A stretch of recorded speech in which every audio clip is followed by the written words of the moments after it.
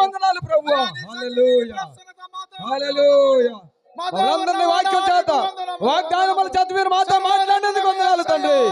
హల్లెలూయా స్తోత్రము తండ్రి. నీకే వందనాలు ప్రభువా. వందనాలు తండ్రి, వందనాలు తండ్రి.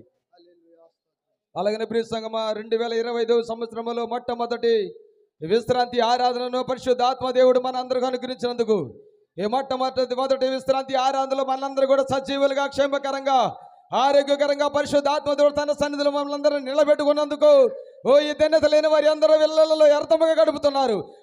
మనకై కానీ పరిశుద్ధాత్మ అవకాశాన్ని అటు కృపను మన మీద ఉంచి ఏ మొట్టమొదటి విశ్రాంతి ఆరాధన మనందరం క్షేమకరంగా మందిరానికి తీసుకొచ్చినందుకు ఈ విధంగా ఆయన నామాన్ని ఉదయకాల సమయంలో స్తుతించి గణపరిచి మహిమపరచడానికి ఇచ్చిన గొప్ప భాగ్యము కొరకు రెండు చేతుల భాగ్యత ఒకసారి దేవుని స్తోత్రాలు చెల్లించుతాం. స్తోత్రాలు చెల్లించుతాం. హల్లెలూయా హల్లెలూయా. పరిశుద్ధాత్మ దేవా యేసయ్యా నీ ఘనమైన నామానికి వందనాలు. ఆశ్చర్యకరుడైన దేవా మహోకరుడైన తండ్రి నీకు వందనాలు స్తోత్రములు తండ్రి. అద్భుతకరమైన దేవా మహా గొప్ప దేవుడా నీకు వందనాలు స్తోత్రములు తండ్రి. స్తోత్రము తండ్రి స్తోత్రములు. ఇటు కృపను మాకు అనుగ్రహించినందుకు వందనాలు ప్రభువా.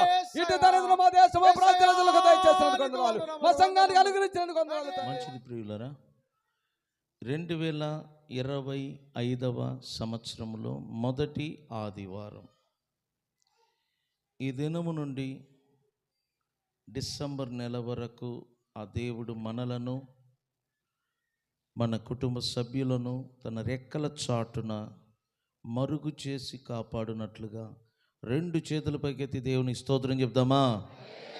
హల్లెలూయా. మంచిది ప్రియులరా, ఈరోజు వాక్య భాగములు ఆదికాండము అధ్యాయము 26 1 నుంచి నేను చదువుతాను. చదివే ముందు చెప్తున్న విషయం ఏంటంటే, ఈ అధ్యాయము అబ్రహాము కుమారుడైన ఇస్సాకును గూర్చి రాయబడిన అధ్యాయం. ఈ అధ్యాయాన్ని మీరు జాగ్రత్తగా చదివితే ఇస్సాకును దేవుడు ఎలా ఆశీర్వదించాడు, దేవుని యొక్క ఆశీర్వాదం వలన ఇస్సాకు ఏ విధంగా గొప్పవాడయ్యాడు, అయిన తర్వాత ఫిలిస్తీయులు అతని పట్ల ప్రవర్తించిన ఆ ప్రవర్తనలు ఇవన్నీ కూడా ఈ అధ్యాయంలో చక్కగా వివరించి రాశారు. వీటిని చదవటం వలన కొన్ని ఆత్మ సంబంధమైన ఆశీర్వాదాలు మన కొరకు దాచిపెట్టిన ప్రతిదీ కూడా మనం తెలుసుకోగలము. నేను చదువుతుండగా జాగ్రత్తగా గమనించండి. 26:1 నుంచి, అబ్రహాము దినములలో వచ్చిన మొదటి కరువు కాక మరి యొక్క కరువు ఆ దేశములో వచ్చెను. అప్పుడు ఇస్సాకు గెరారులోనున్న ఫిలిస్తీయుల రాజైన అబీమెలెకునొద్దకు వెళ్ళెను.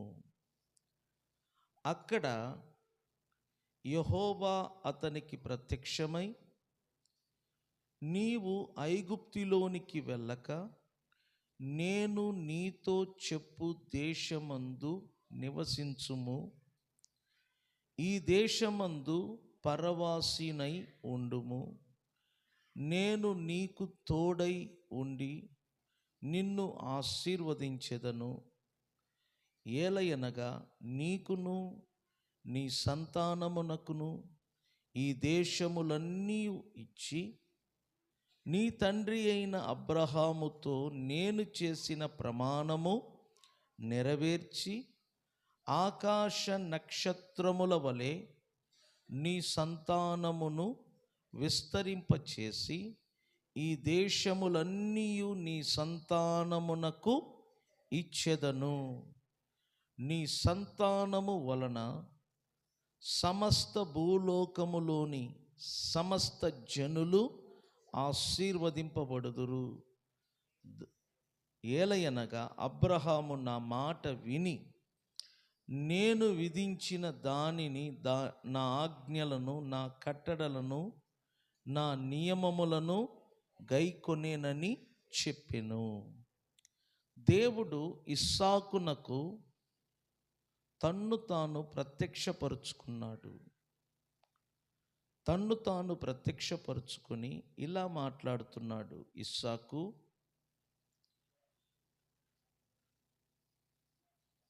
నీవు ఐగుప్తి దేశములోనికి వెళ్ళక నేను నీతో చెప్పు దేశమందు నివసించుము. ఫస్ట్ దేవుడు చెప్పిన మాట ఏమిటి అంటే, ఐగుప్తి దేశములోనికి వెళ్ళక. ఎక్కడికి వెళ్ళవద్దన్నాడు? ఐగుప్తి దేశములోనికి వెళ్ళవద్దు అన్నాడు. వీళ్ళు ఎక్కడి నుంచి వచ్చారంటే ఐగుప్తి దేశములో నుండి వచ్చారు. కొన్ని వందల సంవత్సరములు ఇశ్రాయేలీలు ఐగుప్తి దేశములోనే వారు తిరుగుతూ ఉన్నారు. అబ్రహాము జీవితాన్ని మీరు చూస్తే ఐగుప్తి దేశములో వెళ్ళటం రావటం ఇవన్నీ జరుగుతుంది. కానీ దేవుడు అంటున్నాడు, నీవు ఐగుప్తి దేశములోనికి వెళ్ళవద్దు. ఐగుప్తి దేశం అనేది ఈ లోకమునకు సాదృశ్యముగా ఉన్నది. అక్కడ విగ్రహములను పూజించుట, విగ్రహములకు బలి అర్పించుట, ఇవన్నీ కూడా ఐగుప్తి దేశంలో మనం ఎక్కువగా చూడవచ్చు. దేవుడు ఏమంటున్నాడంటే, ఐగుప్తి దేశములోనికి వెళ్ళవద్దు, నీవు ఆ దేశములోనికి వెళ్ళవద్దు, నేను నీతో చెప్పు దేశమందు మాత్రమే నీవు నివాసము చెయ్యాలి. అంటే దేవుని బిడ్డలు దేవుడు ఎక్కడ నివసించమంటున్నాడు, ఎక్కడికి వెళ్ళవద్దంటున్నాడు, ఇవన్నీ మనం జాగ్రత్తగా తెలుసుకొని బ్రతికినట్లయితే మనకు మన కుటుంబానికి ఏ కష్టాలు రాదు. ఒకసారి నువ్వు దేవుని బిడ్డగా మారిన తర్వాత నువ్వు నడిచే నడక కానీ నువ్వు నివసించే స్థలము కానీ ప్రతిదీ కూడా ఎవరికి ఇష్టానుసారముగా ఉండాలా?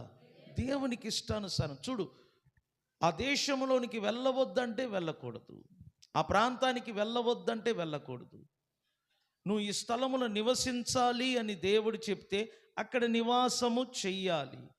దీని అర్థం ఏంటంటే దేవుడు తన బిడ్డలను పరిపూర్ణంగా తనకిష్టమొచ్చినట్లుగా నడిపించాలని ఆయన కోరుకుంటున్నాడు. నీవు నీ కుటుంబం ఆశీర్వదించబడాలంటే దేవుని నడిపింపులో ఉండాలి. నీకిష్టం వచ్చినట్లుగా వెళ్ళటం, తిరగటం ఇవన్నీ కష్టం. చాలామంది అంటారు, ఈ లోకంలో ఇలా ఉంటేనే ఇక్కడికి వెళ్తే, అదంతా కుదరదు. నువ్వు దేవుని వలన నీవు, నీ కుటుంబము, నీ బిడ్డలు ఎదగాలి అంటే ఈ లోకానికి అనుకూలంగా నువ్వు వెళ్ళకూడదు, ఈ లోకానికి అనుకూలంగా నువ్వు బ్రతకకూడదు. నీకిష్టం వచ్చినట్లుగా బ్రతకటం నువ్వు స్టాప్ చేయాలి. నీకు నచ్చినట్లుగా బ్రతకటం నువ్వు స్టాప్ చేయాలి. ప్రజలకు నచ్చినట్లుగా నువ్వు బ్రతకటం నువ్వు స్టాప్ చేయాలి. దేవునికి ఇష్టం వచ్చినట్లుగా బ్రతకటం నువ్వు ప్రారంభించాలి. అప్పుడు దేవుడు నిన్ను ఆశీర్వదిస్తాడు. దేవుడు నీ చేతి పనులను ఆశీర్వదిస్తాడు. దేవుడు నీ బిడ్డలను, నీ కుటుంబ సభ్యులను ఆశీర్వదిస్తాడు. దేవుని ఆశీర్వాదం మనం పొందాలి అంటే దేవునికి ఇష్టం వచ్చినట్లు మనము బ్రతకటం అలవాటు చేసుకోవాలి.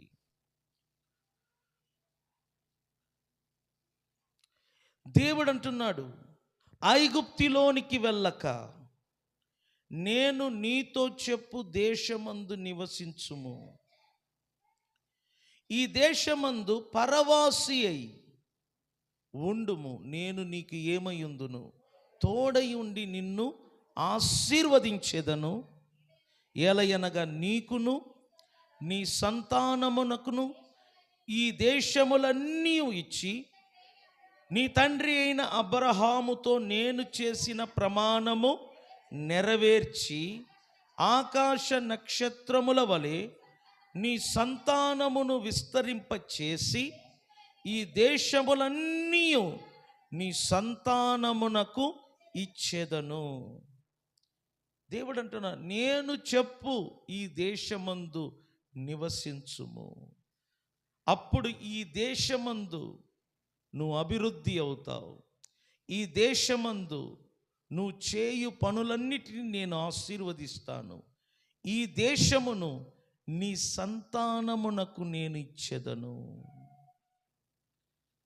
ఫస్ట్ చూడు, ఇస్సాకుతో ఏమంటే, నేను చెప్పినట్లుగా నువ్వు చెయ్యి, నేను చెప్పు స్థలములలో నీవు నివాసము చెయ్యి. ఇది దేనిని చూపిస్తుందంటే, నీ తండ్రి అయిన అబ్రహాము నాకు ఏ విధంగా అన్ని విషయములలో లోబడ్డాడో, అబ్రహాము కుమారుడైన నీవు కూడా నాకు అన్ని విషయములలో ఏమవ్వాలి? లోబడాలి. లోబడట ముందు చూసారా, గొప్ప ఆశీర్వాదమును తీసుకొని వస్తుంది. లోబడాలి. దేవునికి, దైవజనులకు, దేవుని బిడ్డలు, దేవుని విశ్వాసులు లోబడి బ్రతకాలి. లోబడాలి. లోబడాలి. ఇస్సాకు దేవుడు చెప్పినట్లుగా గెరారు అనే స్థలములలో నివసిస్తున్నాడు. గెరారు, ఆ ఊరి పేరేంటంటే చెప్పండి, గెరారు అనే స్థలములలో నివసిస్తున్నాడు. ఇప్పుడు చూడండి, 12వ వాక్యం నుంచి చదువుదాం. ఇస్సాకు ఆ దేశమందు, ఏ దేశమందు? గెరారు దేశమందు. ఇస్సాకు ఆ దేశమందు అనగా గెరారు దేశమందు. దేవుడు ఏ దేశములో నివసించు అని చెప్పాడో ఆ దేశమందు, అర్థం చేసుకోండి, గెరార్ అనే దేశం అంట దేవుడు నివసించు అని చెప్పిన ఒక దేశం. ఆ దేశమందున్నవాడై విత్తనము వేసి ఆ సంవత్సరము 100 ఫలము పొందెను. స్తోత్రం చెప్దామా? ఆ దేశమందు ఇస్సాకు విత్తనము వేసి ఆ సంవత్సరము 100 ఫలము పొందెను. ఎందుకు ఇస్సాకు 100 ఫలము పొందెను? ఎందుకు అంటే, దేవుడు తన్ను నివసించు అని చెప్పిన ఆ దేశములో ఇస్సాకు ఏమై ఉన్నాడు? నివసించాడు. దేవుడు ఇస్సాకుతో అంటున్నాడు, నేను చెప్పిన ఈ దేశమందు నివాసము చెయ్యి, నేను చెప్పిన ఈ దేశమందు నివసించు అన్నాడు. దేవుని మాటకు లోబడి ఇస్సాకు ఆ దేశమందు నివసించాడు. నివసించటం మాత్రమే కాదు, ఆ దేశమందు విత్తనము వేశాడు. అందువలన అతడు 100 ఫలము పొందాడంట. స్తోత్రం చెప్పండి. సంగమ, అర్థం చేసుకో, దేవుడు నిన్ను ఏ సంఘములో నిలిచి ఉండమని చెప్తున్నాడో ఆ సంఘములో నిలిచి ఉంటేనే నువ్వు చేసే పనులన్నిటినీ దేవుడు 100 ఆశీర్వదిస్తాడు. అర్థమైతే 2 చేతులు పైకెత్తి స్తోత్రం చెప్పండి. చూడు, ఆ రోజుల్లో ఇస్సాకు కానీ, అబ్రహాము కానీ, యాకోబు కానీ వీరు ఒక స్థలములో స్థిరముగా నివసించేవారు కాదు. వీరు పరదేశులుగా, పరజనులుగా ఒక దేశము నుండి ఒక దేశములోనికి మారుతూ ఉంటారంట. ఎక్కడ వాతావరణం బాగుంటుందో, ఎక్కడ నీరు సమృద్ధిగా ఉంటుందో, పంట పండించుకోవటానికి, వ్యవసాయము చేయటానికి ఎక్కడ అనుకూలముగా ఉన్నదో అక్కడికి వెళ్ళి డేరాలు వేసి నివాసం చేసేవాళ్ళు. ఒకవేళ ఆ ప్రాంతంలో కరువు వస్తే ఆ స్థలాన్ని ఖాళీ చేసి మరొక ప్రాంతానికి వెళ్తారు. కానీ దేవుడు ఇప్పుడు ఏమంటున్నాడు? ఇస్సాకు, నేను చూపించు దేశములో నివాసము చెయ్యి, ఈ దేశములో నువ్వు నివసించు అన్నాడు. ఎక్కడ దేవుడు నివసించమన్నాడో అక్కడ ఇస్సాకు తన కుటుంబము దేవునికి లోబడి నివసించారు. ఆ దేశమందు విత్తనము వేయుట వలన 100 ఫలము పొందుటకు దేవుడు సహాయము చేశాడు. ఈ సంవత్సరం దేవుడు నీకేం చెప్తున్నాడంటే, ఇదిగో దేవుడు నీతో సూటిగా చెప్తున్నాడు, ఆ రోజు ఇస్సాకుతో మాట్లాడిన అదే దేవుడు నీతో మాట్లాడుతున్నాడు. నిన్ను ఏ సంఘములో దేవుడు ఉంచాడో ఆ సంఘములో నువ్వు నిలిచి ఉండు, ఆ సంఘములో నువ్వు స్థిరంగా ఉండు. అప్పుడు నీవు చేయు పనులన్నిటినీ దేవుడు ఆశీర్వదిస్తాడంట. నమ్మితే స్తోత్రం చెప్పండి. ఈ సంవత్సరము మీరు ఆశీర్వదించబడాలంటే, ఈ సంవత్సరం మీరు 100 ఫలము పొందాలంటే, దేవుడు మిమ్ములను ఉంచిన సంఘములో స్థిరంగా ఉండండి. అటు ఇటు కదలవద్దు, స్థిరముగా ఉండు. అప్పుడు నువ్వు చేయు పనులన్నిటినీ దేవుడు 100 ఆశీర్వదిస్తాడు. అది వ్యాపారము కానీ, పని కానీ, సంపాదన కానీ, ఇల్లు కానీ, పొలము కానీ, తోట కానీ, అది ఏదైనా సరే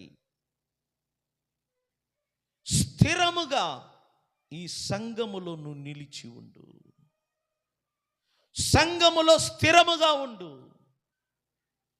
స్థిరత్వము లేని వారి వలె ఉండవద్దు. 2 కాలు వేయవద్దు. ఒకే సంఘములో స్థిరముగా ఉండు. అప్పుడు చూడు, నీవు చేయు పనులన్నిటినీ దేవుడు 100 ఆశీర్వదిస్తాడు. 100 దేవుడు నిన్ను, నీ కుటుంబాన్ని ఆశీర్వదిస్తాడు. బైబిల్ అంటుంది, ఇస్సాకు ఆ దేశమందున్నవాడై విత్తనము వేసి ఆ సంవత్సరము 100 ఫలము పొందెను. యెహోవా అతనిని ఏం చేశాడంట? ఆశీర్వదించాను. గనుక ఆ మనుషుడు ఏమయ్యాడు? గొప్పవాడాయను. దేవుడు అతనిని ఆశీర్వదించాడు. ఎప్పుడు? నేను చెప్పినట్లుగా నీవు ఈ దేశమందు నివాసము చేయుము.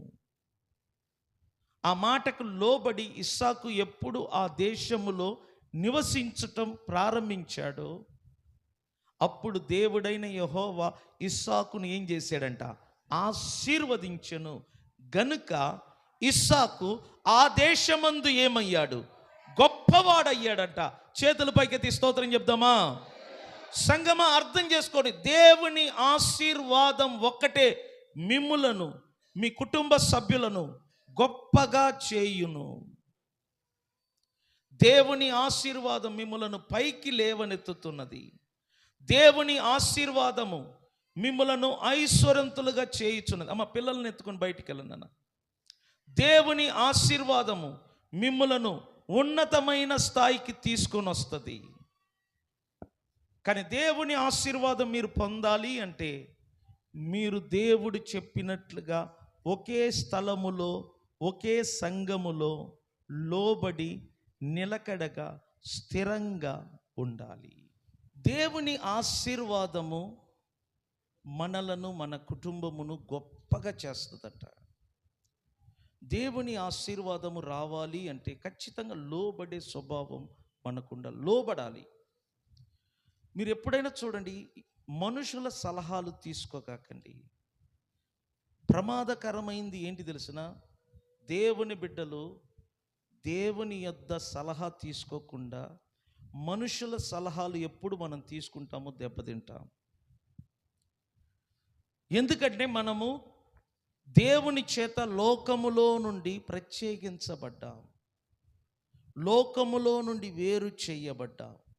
మనము లోకములో జీవిస్తున్నాము కానీ మనకు లోకమునకు సంబంధము లేదు. కాబట్టి మనము కుటుంబం కొరకు, పిల్లల కొరకు లోకస్తులను సంప్రదించిన, సలహా తీసుకున్న వారి నడిపింపు మనలను దేవుని నుండి దూరం చేస్తుంది. మీరెప్పుడు కూడా దేవుని సలహా తప్ప లోకములో ఉన్నవారి సలహాలు తీసుకోకండి. దాని వలన మనకు నష్టము కలుగుద్ది, దెబ్బలు తగులుద్ది. దేవుని బిడ్డలు ఎప్పుడు కూడా దేవుని వెలుగులోనే నడవాలి, దేవుని గైడెన్స్లోనే నడవాలి, దేవుని నడిపింపులోనే నడవాలి. అప్పుడు చూడండి, మన జీవితం అంట సాఫీగా వెళ్తుంది. మనం ఎక్కడికి వెళ్ళినా మనము అభివృద్ధి అవుతాం. బైబిల్ అంటుంది, యెహోవా ఇస్సాకును ఆశీర్వదించాడంట. గనుక ఆ మనుషుడు గొప్పవాడయ్యేను. అతడు మిక్కిలి గొప్పవాడగు వరకు క్రమక్రమముగా అభివృద్ధి పొందుచున్నాడు. క్రమక్రమముగా అభివృద్ధి అనేది ఒకే రోజు రాదు. అభివృద్ధి అనేది ఒక రాత్రికి రాదు. క్రమక్రమముగా వస్తూ ఉంటుంది అభివృద్ధి.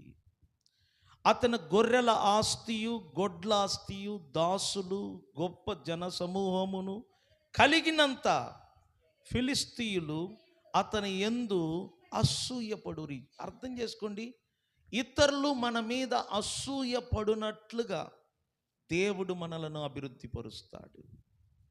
అది నిజమైన ఆశీర్వాదం. నీ ఇంటిలో అభివృద్ధి కనపడాలా, నీ కుటుంబంలో అభివృద్ధి కనపడాలా. అభివృద్ధి దేవుని ఆశీర్వాదము వలన కలుగును. ఎప్పుడు దేవుడు నిన్ను ఆశీర్వదించాడో ఖచ్చితంగా నువ్వు అభివృద్ధి అవుతావు. నీ ఇంటిలో రాబడి పెరిగిపోతూ ఉంటుంది, నీ కుటుంబ స్థితిగతులు పెరుగుతూ ఉంటుంది, నీ ఆస్తిపాస్తులు పెరుగుతూ ఉంటుంది. నీ ఇంటిలో జీవాలు ఉన్న, గొర్రెలున్న, గొడ్లున్న సంవత్సరం పెరుగుతూ ఉండాలి. అదే అభివృద్ధి అంటారు. నీ వ్యాపారము పెరగాలి, నీ పొలము పెరగాలి, నీ తోటలు పెరగాలి, సంవత్సరానికి పెరుగుతూ ఉండాలి, పెరుగుదల కనబడాలి. దానినే అభివృద్ధి అంటారు.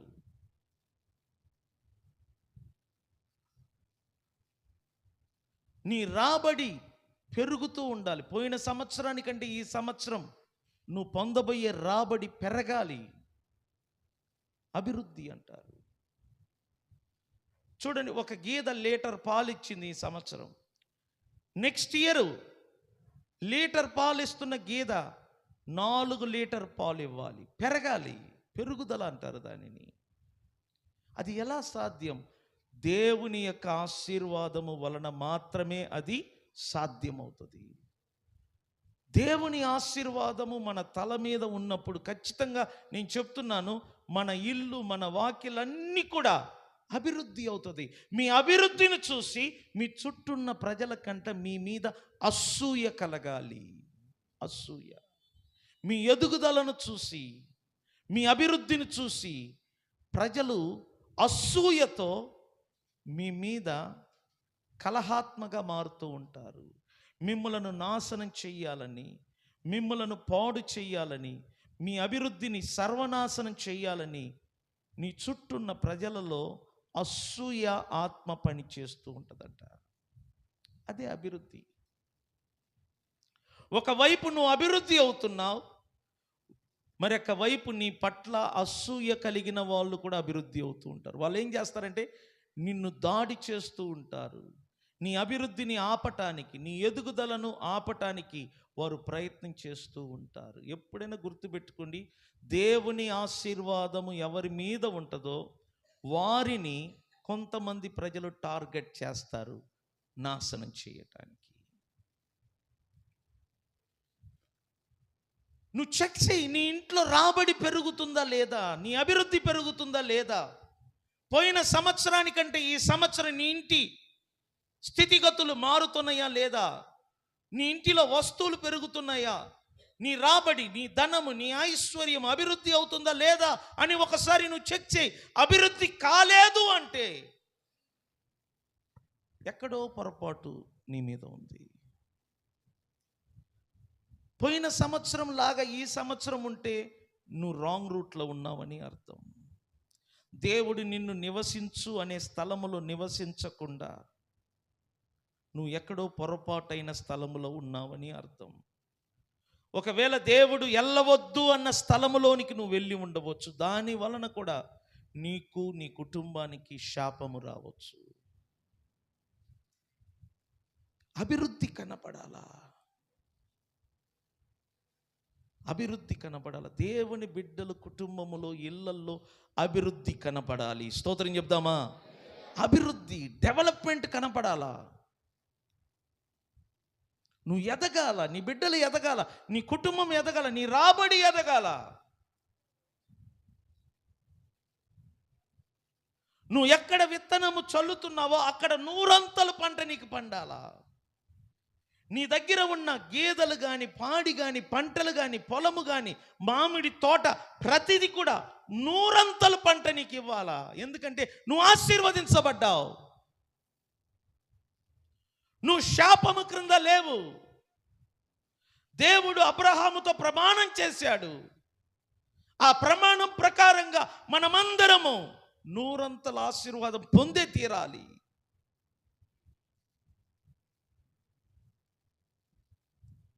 దేవుడు చెప్పినట్లుగా మనం నడిస్తే, దేవుడు చెప్పినట్లుగా మనం లోబడితే, నేను చెప్తున్నాను, మీలోనే గొప్ప వ్యాపారవేత్తలు బయటికి వస్తారు, మీలోనే ధనికులు బయటికి వస్తారు, మీలో కోటీశ్వరులు బయటికి వస్తారు. ఎందుకంటే దేవుడు ప్రతి మనిషిని ఆశీర్వదించినప్పుడు వాడు అభివృద్ధి అవుతాడు. గుర్తుపెట్టుకో, యెహోవా ఆశీర్వాదం నిన్ను గొప్పగా చేయును. యెహోవా ఆశీర్వాదము నిన్ను, నీ కుటుంబాన్ని క్రమక్రమముగా అభివృద్ధి పొందునట్లుగా చేయును. నీ ఆస్తి, నీ దగ్గర ఉన్న ప్రతిదీ కూడా, అది జీవాలు కానీ, ఆస్తి కానీ, పొలము కానీ, తోట కానీ, అది ఏదైనా సరే దేవుని ఆశీర్వాదము వలన అభివృద్ధి చెందుతుందంట. ఫిలిస్తీయులు అతని యందు అసూయపడ్డారు. అతని అభివృద్ధిని చూసి ఓర్వలేక అసూయపడ్డారు. బైబిల్ ఏమంటుందో చూడండి, 15 నుంచి. అతని తండ్రి అయిన అబ్రహాము దినములలో అతని తండ్రి దాసులు త్రవ్విన బావులన్నిటినీ ఫిలిస్తీయులు ఏం చేశారంట? మన్ను పోసి బూడ్చి వేసిరి. ఎంత అసూయ ఒకసారి చూడు. ఇస్సాకు తండ్రి అయిన అబ్రహాము పనివారందరూ కూడా ఒకప్పుడు గెరారులో ఉన్నప్పుడు వారు తవ్విన బావులన్నీ కూడా సమృద్ధి నీళ్లతో నిండి ఉన్నదంట. ఫిలిస్తీయులు చూసి ఎక్కడో నుంచి వచ్చి మన దేశములో మనకంటే గొప్పవాడుగా అభివృద్ధి అయ్యాడు ఈ ఇస్సాకు. ఇతని అభివృద్ధికి కారణం అతని తండ్రి అయిన అబ్రహాము తవ్విన బావులే కదా. ఈ బావులను బూడ్చి వేస్తే ఇస్సాకు అభివృద్ధి కాలేడు. ఎందుకంటే అతడు విత్తనము చల్లిన స్థలమంతటా ఎన్నంతలు పంట వస్తుందంట? 100 దానికి కారణం ఈ బావి అని వాళ్ళు అనుకున్నారు. కానీ ఆ బావి కాదు, దేవుడైన యెహోవా. వీళ్ళు అసూయతో ఏం చేస్తున్నారంటే ఆ బావిని బూడ్చి వేశారంట. చూసారా? వ్యవసాయానికి ఉపయోగిస్తున్న ఆ బావిని బూడ్చి వేశారు. ఎందుకు? అసూయ. 16వ వాక్యం. అబీమెలెకు, నీవు మాకంటే బహుబలము గలవాడవు గనుక మా యొద్ద నుండి వెళ్ళి పొమ్మని ఇస్సాకుతో చెప్పగా, ఇస్సాకు అక్కడ నుండి వెళ్ళి గెరారు లోయలో గుడారం వేసి అక్కడ నివసించెను. ఇక్కడ చూడు, అబీమెలెకు ఇస్సాకు అభివృద్ధిని చూసి ఓర్వలేకపోతున్నాడు. ఎవరు ఈ అబీమెలెకు? ఫిలిస్తీయులకు రాజు. నువ్వు ఎక్కడో నుంచి మా దేశంలో ఉండి మాకంటే గొప్పగా అభివృద్ధి అవుతున్నావు కాబట్టి మా దేశమును విడిచిపెట్టి వెళ్ళిపో అంటున్నారు. ఇస్సాకు వారికి ఏ ద్రోహం చేయలేదు, ఇస్సాకు వారికి ఏ అన్యాయం చేయలేదు, కానీ వారు వెళ్ళిపోమంటున్నారు. ఎందుకు? అసూయ. నీవు మాకంటే బలము గలవాడవు గనుక మా యొద్ద నుండి వెళ్ళి పొమ్మని ఇస్సాకుతో చెప్పగా, ఇస్సాకు అప్పుడు చూడు ఏ మాట కూడా మాట్లాడకుండా మౌనముగా ఆ స్థలమును విడిచిపెట్టి వెళ్ళి గెరారు అనే లోయలో గుడారం వేసి అక్కడ నివాసము చేశాడు. అప్పుడు తన తండ్రి అయిన అబ్రహాము దినములలో త్రవ్విన నీళ్ల బావులు ఇస్సాకు ఏం చేశాడు? తిరిగి త్రవ్వించాడు. ఎలయనగా అబ్రహాము మృతి పొందిన తర్వాత ఫిలిస్తీయులు వాటిని ఏం చేశారంట? బూడ్చారు. అబ్రహాము ఉన్నప్పుడు అక్కడ బావులు తవ్వాడు. తర్వాత అబ్రహాము ఆ స్థలాన్ని విడిచి వెళ్ళిన తర్వాత ఫిలిస్తీయులు ఆ బావులన్నిటినీ బూడ్చివేశారు. బూడ్చిన బావులను ఇస్సాకు మరలా త్రవ్వాడు. బూడ్చిన బావులను త్రవ్వినప్పుడు ఏం జరిగిందో మీరు ఒకసారి చూడండి. ఫిలిస్తీయులు వాటిని బూడ్చివేసిరి, కానీ ఇస్సాకు వాటిని మరలా ఏం చేశాడంట? త్రవ్వించెను. అతడు తన తండ్రి వాటికి పెట్టిన పేర్లు చొప్పున తిరిగి వాటికి ఏం చేశాడు? పేర్లు పెట్టాను. మరియు ఇస్సాకు దాసులు ఆ లోయలో త్రవ్వగా ఎటువంటిదంట? జలలు గల నీళ్ళ బావి దొరికెను. స్తోత్రం చెప్దామా? చూడండి, వాళ్ళు బూడ్చి వేస్తున్నారు, ఇస్సాకు మరలా వాటిని ఏం చేస్తున్నారు? త్రవ్వినప్పుడు జలలు గల బావి. నేను ఒకటే చెప్తున్నాను చూడండి, ఎంతమంది మనకు అడ్డుగా వచ్చినా, ఎంతమంది అసూయతో మన మీదకి యుద్ధానికి వచ్చినా, విజయం మాత్రము దేవుని బిడ్డలైన మనదే. స్తోత్రం చెప్దామా? వాళ్ళు బూడ్చి వేస్తున్నారు, ఇస్సాకు వాటిని మరలా ఏం చేస్తున్నాడు? త్రవ్వుతున్నాడు. త్రవ్వినప్పుడు ఎటువంటి బావి పట్టదంట? జలలు గల బావి. చెప్పండి, ఎటువంటి బావి అంటే? ఉబ్బుకుతున్న బావి. ఉబ్బుకుతూ ఉన్నదంట. నేను చెప్తున్నాను, దేవుని ఆశీర్వాదము పొందినవాడు ఎక్కడ చేయి పెట్టినా ఆ స్థలం అంట ఆశీర్వదించబడుతుంది. అతడు ఎక్కడ పాదములు మోపినా ఆ స్థలము ఆశీర్వదించబడుతుంది. ఎందుకంటే మనము ఎవరి ఆశీర్వాదము క్రింద నివసిస్తున్నాం? దేవుని ఆశీర్వాదం. మనం ఏది పట్టుకున్నా అది బంగారముగా మారుతుంది. మనం ఏ పని చేసినా అది దీవించబడుతుంది. మనము ఎవరింట అడుగు పెట్టినా ఆ ఇల్లు ఆశీర్వదించబడుతుంది. యేసు ప్రభు ఒక మాట చెప్పాడు, నా యందు విశ్వాసము ఉంచిన వారు రోగుల మీద చేతులు పెడితే రోగులు ఏమవుతారంట? అది రోగుల మీద చేతులు పెడితేనే వారు స్వస్థత పొందుతారు. ఎందుకంటే యేసునందు విశ్వాసం ఉంచిన వారిలో దేవుని యొక్క జీవము నివసిస్తుందంట. ఆ జీవము వారి చేతులారా పనిచేస్తూ ఉంటుంది. అర్థం చేసుకోండి సంగమా, మనమందరము దేవుని చేత ఆశీర్వదించబడిన వారము. మనకు శత్రులు విరోధముగా పనిచేసిన, అసూయత పనిచేసిన, మన వ్యాపారము దెబ్బతినాలని వారు పనిచేసిన, మన సంఘము దెబ్బతినాలని వారు పనిచేసిన, వారు చేయు పనులన్నీ కూడా మన మీద పని చెయ్యదు. ఎందుకంటే మనము దేవుని చేత ఆశీర్వదించబడిన వారము. తర్వాత చూడండి ఇక్కడ, అప్పుడు గెరారు కాపరులు ఇస్సాకు కాపరులతో జగడమాడి, ఈ నీరు మాదే అని చెప్పిరి గనుక వారు తనతో కలహించినందున అతడు ఆ బావికి ఏషేకు అను పేరు పెట్టెను.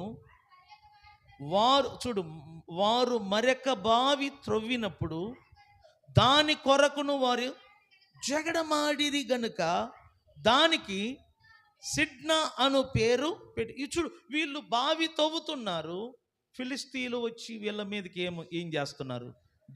వీళ్ళు ఎక్కడికి వెళ్ళి బావి తవ్వినా నీళ్లు పడుతుంది. అది చూసి ఫిలిస్తీన్లు తట్టుకోలేక గొడవ వేసుకుంటున్నారు, జగడమాడుతున్నారు. ఎందుకు? అసూయ. డేంజర్ అన్నమాట అసూయ అనేది. నేను ఎంత అభివృద్ధి అవుతానో నా పట్ల అసూయ కలిగిన వాళ్ళు కూడా అభివృద్ధి అవుతారు. వాళ్ళు ఎదుగుతారు, పెరిగిపోతూ ఉంటారు. నా ఎదుగుదలను ఆపటానికి, నా ఎదుగుదలను పాడు చేయటానికి, నా ఎదుగుదలను బూడ్చి వేయటానికి అనేక మంది అసూయ పరులు పెరుగుతూ ఉంటారంట. వారు ఎంత పెరిగినా దేవుడు మీతో చెప్తున్నాడు, మౌనముగా ఉండుడి. ఇస్సాకు చూడు, మౌనముగా ఉన్నాడు, తన పని తాను చేసుకుంటూ వెళ్తున్నాడు. అబీమెలెకు వచ్చి, ఇది నా స్థలం, నీవు మాకంటే గొప్పవాడయ్యావు, ఈ స్థలాన్ని విడిచిపెట్టి వెళ్ళు అన్నాడు. మౌనముగా ఆ స్థలాన్ని ఖాళీ చేసి వేరే స్థలానికి వెళ్ళి అక్కడ బావి తవ్వాడు. అక్కడ జలలు గల బావి పడ్డదంట, మంచి నీళ్లు పడ్డది. అది చూసి తట్టుకోలేక మరలా ఫిలిస్తీన్లు గొడవకు వచ్చారు. అక్కడ నుంచి ఇంకొక స్థలానికి వెళ్ళి అక్కడ బావి తవ్వితే అక్కడ కూడా సమృద్ధి అయిన నీరు పడ్డది. అది చూసి ఫిలిస్తీన్లు తట్టుకోలేక ఇస్సాకు కాపర్లతో ఫిలిస్తీయులు గొడవకు పడ్డారు. వాళ్ళతో గొడవ వద్దని మౌనముగా ఇస్సాకు అక్కడి నుంచి ఇంకొక చోటుకెళ్ళి అక్కడ బావి తవ్వాడు. అక్కడ నీళ్లు పడ్డది. అంటే ఇస్సాకు ఎక్కడికి వెళ్ళి బావి తవ్వినా ఏం పడుతుంది? అది దేవుని ఆశీర్వాదం. కానీ అసూయ పరులు తన మీదకి వచ్చినప్పుడల్లా మౌనముగా ఉన్నాడు. నేను చెప్తున్నాను, మౌనము చేతగానితనం కాదు. మౌనముగా ఉండుట అదే మనకు బలము, అదే మనకు శక్తి. శత్రువులు మిమ్మలను విమర్శించినప్పుడు, శత్రువులు మీ మీద నింద మోపినప్పుడు, శత్రువులు మీ మీద లేనిపోని మాటలు పలుకుతున్నప్పుడు నువ్వు మౌనముగా ఉండు. నువ్వు మౌనముగా ఉండు. నువ్వేం మాట్లాడవద్దు, తిరిగి సమాధానం చెప్పవద్దు, మౌనముగా ఉండు. బైబిల్ అంటుంది ప్రతిదానికి అంతం ఉన్నదంట, ప్రతిదానికి అంతం ఉంటుందంట.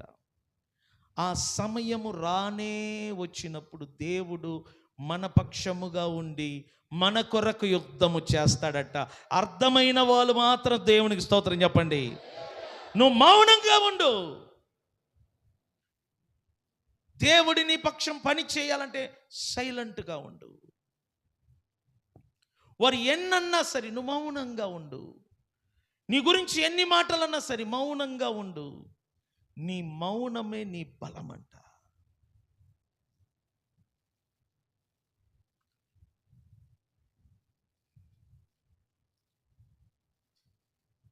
యుద్ధములో బలవంతుడ కంటే జ్ఞానము గలవాడు బలవంతుడు.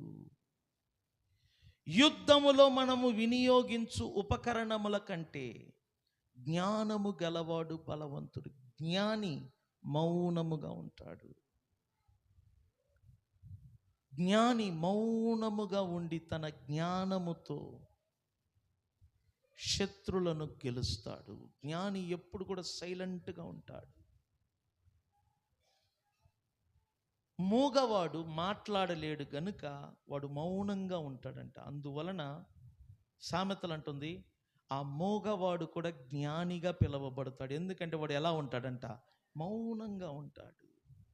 అతిగా మాట్లాడేవాడు జ్ఞాని కాదు, వాడు మూర్ఖుడు. అందుకే బైబిల్ అంటుంది విస్తారమైన మాటలలో దోషముండక మానదు. నిన్ను ఎవరైనా దూషిస్తున్నారా, నిన్ను ఎవరైనా నిందలు మోపుతున్నారా, నీ మీద అబద్ధ సాక్ష్యాలు చెప్తున్నారా, సైలెంట్గా ఉండు, మౌనంగా ఉండు. నిన్ను నువ్వు కంట్రోల్ చేసుకో. ఎందుకంటే నువ్వు దేవుని చేత ఆశీర్వదించబడ్డావు. నువ్వు ఏ పని చేసినా ఏది చేసినా నువ్వు అభివృద్ధి అవుతావు. నీ అభివృద్ధిని, నీ ఎదుగుదలను, నీ రాబడిని చూసి ఓరవలేని వారు ఎన్నో మాటలంటారు అసూయతో. వారి ఎదుట దేవుని బిడ్డ అయిన నువ్వు మౌనంగా ఉండు. ఇస్సాకు చేసిన పని అదే, మౌనంగా ఉండి తన పని తాను చేసుకుంటూ వెళ్తున్నాడు. తన పని తాను చేసుకుంటున్నాడు. చదువమ్మా. అతడు అక్కడ నుండి వెళ్ళి మరొక బావి తవ్వించెను. దాని విషయమై చూడు, అంతకుముందు అతడు తవ్వినప్పుడల్లా వారు వచ్చి ఏం చేసేవాళ్ళంట? జగడమాడారు. 1, 2, 3, 4 ఇట్లా తవ్వుతున్నాడు, వాళ్ళు వచ్చి జగడమాడతారు. తవ్వుతున్నాడు, చివరికి ఒక బావి తవ్వినప్పుడు వారు వచ్చి ఏం ఆడలేదంట. దాని అర్థం ఏంటి? వాళ్ళు అలసిపోయారు. అలసిపోయారు. మీరు చూడండి, సైలెంట్గా ఉండండి. వాళ్ళు పెట్టే సౌండ్, వాళ్ళు పలికే మాటలు విని విని విని మీకు బాధ కలుగుతుంది కదా. సైలెంట్గా ఉండు. వాళ్ళు కూడా అరిసి అరిసి అరిసి అరిసి ఒకరోజు ఏమవుతారంట? సైలెంట్ అయిపోతారు.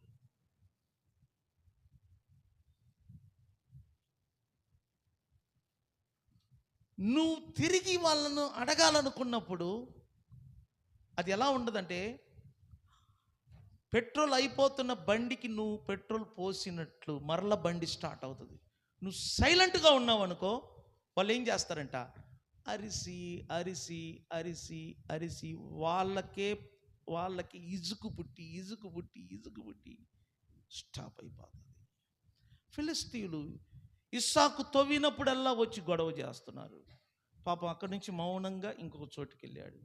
అక్కడ వెళ్ళి తవ్వితే సమృద్ధి నీళ్ళు పడ్డది. మళ్ళీ ఫిలిస్తీయులు వచ్చి గొడవ పడుతున్నారు. మళ్ళీ అక్కడ మౌనంగా అక్కడి నుంచి ఇంకొక స్థలానికి వెళ్తారు. అక్కడ ఫిలిస్తీయులు వచ్చి గొడవ పడుతున్నారు. అక్కడి నుంచి ఇంకొక స్థలం. చివరికి ఫిలిస్తీయులు అలసిపోయారు. ఈసారి తవ్వినప్పుడు సమృద్ధి నీళ్లు పడ్డది, కానీ ఫిలిస్తీయులు వచ్చి వారి మీద గొడవ చెయ్యలేదు. ఎందుకంటే ప్రతిదానికి అంతం ఉందంట. చెప్పండి స్వరమెత్తి, ప్రతిదానికి ఏముందంట? నీ శత్రు ఒకరోజు సోలిపోతాడు, ఒకరోజు అణిగిపోతాడు. నిన్ను ప్రతిరోజు నిందించేవాడు, ప్రతిరోజు దూషించేవాడు, ప్రతిరోజు నీ మీద అబద్ధపు సాక్ష్యాలు పలికేవాళ్ళు, నువ్వు సైలెంట్గా ఉండే కొలది ఒకరోజు వారంతట వారు సైలెంట్ అవుతారు. మౌనము మన బలము. చెప్పండి ఏంటంటే, చెప్పండి. అయ్యో వాళ్ళు నన్ను ఇట్లా అన్నారు, సైలెంట్గా ఉండు. వాళ్ళు నా మీద నిందలు మోపారు, సైలెంట్గా ఉండు. వాళ్ళు మన గురించి లేనిపోని చెప్తున్నారు, సైలెంట్గా ఉండు. దేవుడు అంటున్నాడు, ఊరకుండుడి, నేనే దేవుడైన యెహోవాను తెలుసుకో. ఎలా ఉండాలంట మనం? ఊరకుండటం అంటే ఏంటి? బీ సైలెంట్, బీ స్టిల్ అన్నమాట. మౌనంగా ఉండు. నువ్వు ఎప్పుడు మౌనంగా ఉంటావో దేవుడు నీ పక్షంగా ఉండి నీ శత్రులతో యుద్ధము చేస్తాడంట. స్తోత్రం చెప్దామా? నిన్ను నువ్వు మౌనంగా ఉంచుకో. ఎంత మౌనంగా ఉంటావో అంత బలము నీకు. బలం మాత్రమే కాదు, విజయము మనదే. ఎప్పటికైనా విజయము మనదే, గుర్తుపెట్టుకోండి. ఇప్పుడు చదువమ్మా. అతడు ఇప్పుడు యెహోవా మనకు ఎడము కలగ చేసి ఉన్నాడు గనుక ఈ దేశమందు అభివృద్ధి పొందుదుము అనుకొని దానికి రహేబోతు అని పేరు పెట్టాను. చూడండి, ప్రతిదానికి ఒక టైం ఉంటుంది, ప్రతిదానికి ఒక అంతం ఉంటుందంట. ఆ టైం వచ్చినప్పుడు శత్రువులు ఆగిపోతారు. నీ అభివృద్ధిని ఎవరు ఆపలేరు. నీ దృష్టి ఎప్పుడు కూడా ఎదగాలి. నేను అదే చెప్తా ఉంటా పిల్లలకు, ప్రతి ఒక్కరు ఎదగాల. మనం గొప్ప వాళ్ళు అవ్వాలా. మన గురించి ఒక గ్రామానికి కాదు, దేశానికి తెలియాలా. గొప్ప ధనికులు అవ్వాలా, కోటీశ్వరులు అవ్వాలా. చరిత్ర మన వలన తిరగరాయబడాల. బైబిల్ ఉంది కదా, తండ్రి తవ్విన దానిని కుమారుడు మరలా ఏం చేశాడంట. అది తండ్రి కంటే కుమారులు గొప్పవారుగా ఉండాలా. అలాంటి పట్టుదల ఉండాలా, వైరాగ్యం ఉండాలా.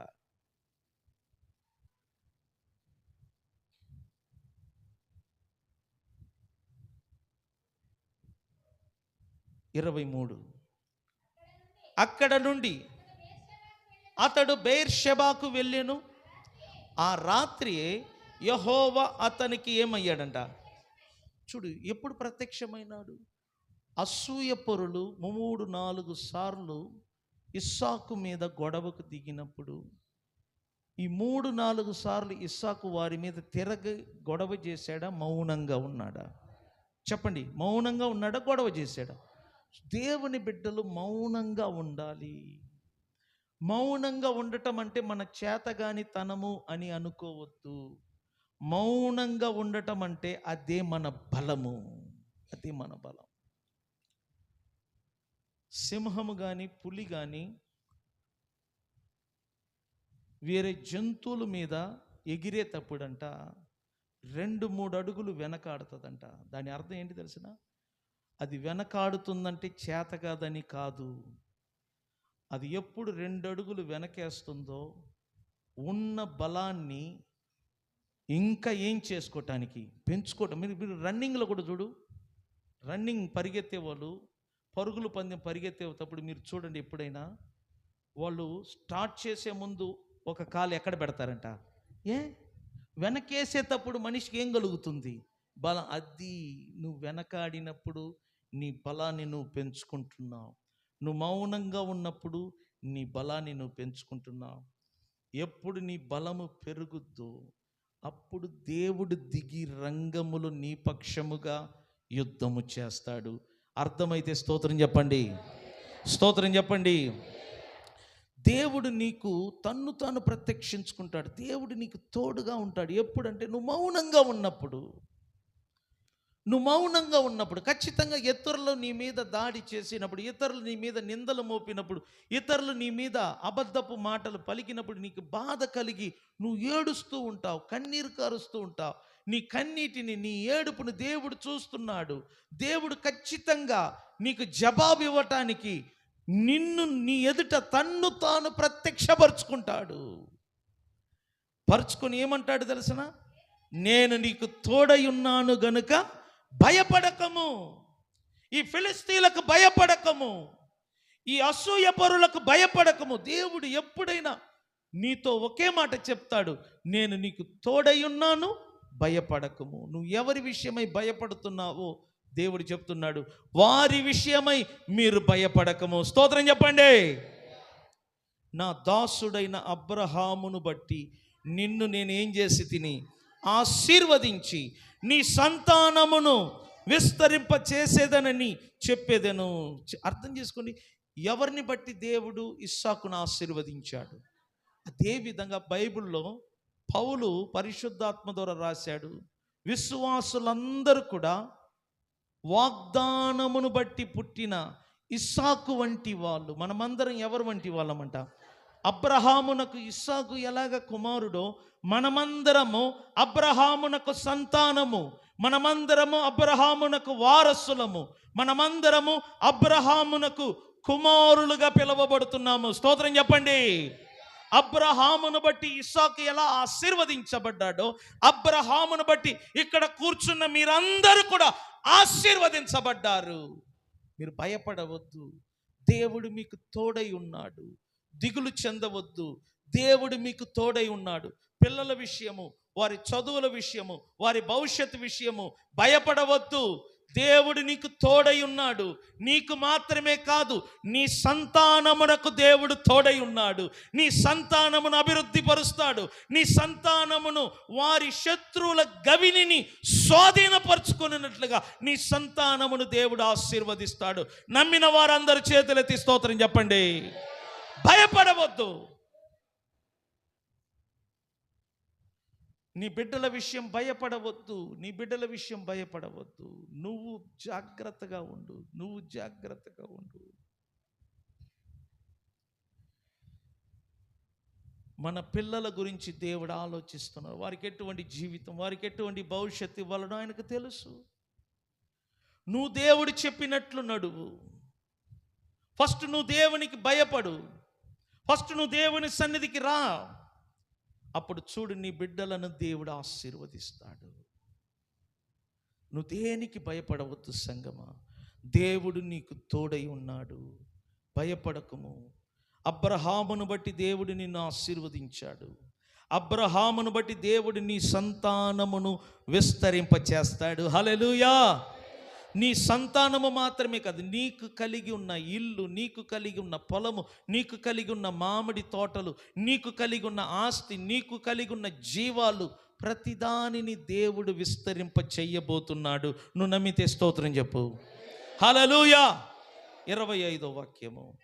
అక్కడ అతడొక బలిపీఠము కట్టించి యెహోవా నామమున ప్రార్థన చేసి, అక్కడ నీ పని ఏంటి తెలుసునా? దేవుని నామమున అనుదినము ప్రార్థన చెయ్యి. ప్రార్థన చెయ్యి. ప్రార్థన ద్వారా దేవునితో సహవాసం చెయ్యి. అప్పుడు ఇస్సాకు దాసులు అక్కడ బావి త్రొవ్విరి. అంతటా అబీమెలెకును అతని స్నేహితుడైన బహూజతును అతని సేనాధిపతి అయిన పీకోలును గెరారు నుండి అతని యొద్దకు వచ్చిరి. ఇస్సాకు, మీరు నా మీద పగపట్టి మీ యొద్ద నుండి నన్ను పంపివేసిన తర్వాత ఎందు నిమిత్తము నా యొద్దకు వచ్చి ఉన్నారని. చూడండి, ఎవరు వెళ్ళి పొమ్మన్నారో, ఎవరు తరిమి వేశారో ఇస్సాకును, వారే తిరిగి ఎవరి యొద్దకు వస్తున్నారు అంటే దాని అర్థం ఏంటి? తరిమి వేసిన వారే, వెళ్ళగొట్టిన వారే తిరిగి వస్తున్నారు.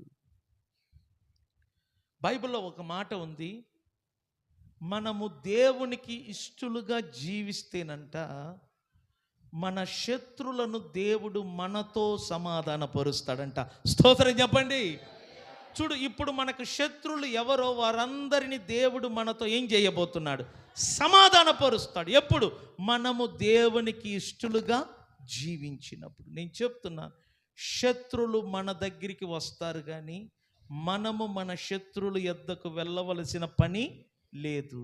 శత్రులే వెతుక్కొని వచ్చారు. బైబిల్లో ఇలాగనే రాయబడి ఉంది, దేవుడంట మన శత్రులు చూస్తుండగా, చూడండి, మన శత్రులు చూస్తుండగా దేవుడంట మనకు ఒక బల్ల వేసి ఆ బల్ల మీద దేవుడు మనకేం పెడతాడంట? భోజనం పెడతాడంట. స్తోత్రం చెప్దామా? నేను చెప్తున్నాను, శత్రులు మనకు ఉండటం కూడా మనకు మంచిది. ఎందుకంటే వారిని బట్టి మనం జాగ్రత్త పడతాం. ప్రతి కుటుంబానికి ఒక శత్రువు ఉండాలా. ఆ శత్రువుని బట్టి మనం జాగ్రత్త పడటానికి, ఆ శత్రువుని బట్టి మనల్ని మనము జాగ్రత్త పరుచుకోవటానికి. కానీ ఎప్పటికైనా గుర్తుపెట్టుకోండి, శత్రులను దేవుడు మన యొద్దకు తీసుకొని వస్తాడు. స్తోత్రం చెప్పండి. ఇస్సాకు అడుగుతున్నాడు, నన్ను పంపివేసిన తర్వాత ఎందు నిమిత్తము మీరు నా యొద్దకు వచ్చి ఉన్నారని వారిని అడగగా, అందుకు వారు, నిశ్చయముగా యెహోవా నీకు తోడై ఉండుట మా కన్నులారా చూచితిమి గనుక మనకు, అనగా మాకును నీకును మధ్య ఒక ప్రమాణము ఉండవలేననియు, మేము నిన్ను ముట్టక నీకు మేలే తప్ప మరి ఏమీ చేయక నిన్ను సమాధానముగా పంపివేసితిమి గనుక నీవును మాకు కీడు చేయకుండునట్లు నీతో నిబంధన చేసి కొందుమని అనుకొంటిమి.